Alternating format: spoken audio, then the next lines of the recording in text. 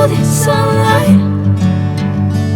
If I'm going with you, I know we'll get to the other side.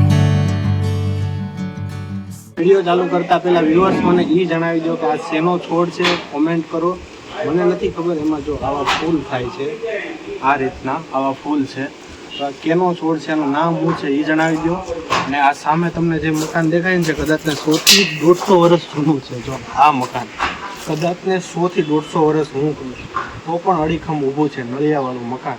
ચાલો આપણે એ મકાન. નમસ્કાર મિત્રો, આજે હું આવી ગયો છું ગામડે. Welcome to Kaushal kitchen blogs. જૂનું ઘર, જૂના રહેવાસી કઈ રીતે રહેવાની મકાન છે, આ રીતે બનાવતા. અહીંયા ઉપર આવા નળિયા હોય, આપણે જોયું એ તમને હું બતાવી દઉં. તો આ ઉપર આ રીતના પહેલા આવા નળિયા હતા.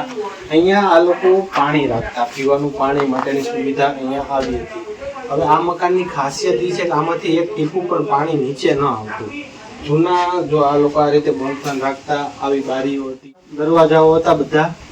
પછી આ રીતે જો અહીંયા કોઈ પણ વસ્તુ ટીંગાડવી હોય તો એ વસ્તુ અહીંયા રહેતી હતી. આ આખું મકાન અહીંયા જોઈ લો ઠેઠ સુધી તમે, આ આટલું આ રીતનું છે. પછી અહીંયા પણ આ જૂનવાણી બારી છે. આવું કૌશલ કિદાચાના બ્લોગમાં હું રોજને રોજ લાવી. ઉપર નળિયા જોઈ લો કે બહુ જૂના છે. આનું હજી મજબૂતાઈ તમે જોઈ શકો છો કે હું એટલો ચડી જાઉં તો આને કંઈ હલતું નથી. પછી અહીંયા આવો, આખું જૂના જમાનાનું મકાન છે. આ રીતે જો અહીંયા આ રીતે લોક લાગી જતો, બરોબર. તો હવે એ વસ્તુમાં અત્યારે લોકો ભાઈ રહેતા. તો આવા નવા મારા વિડીયો જોવા માટે લાઈક કરો, શેર કરો અને સબસ્ક્રાઈબ કરો. આ બહુ જૂનવાણી મકાન છે, કદાચ ને આ 100 વર્ષ જૂનું પણ હશે.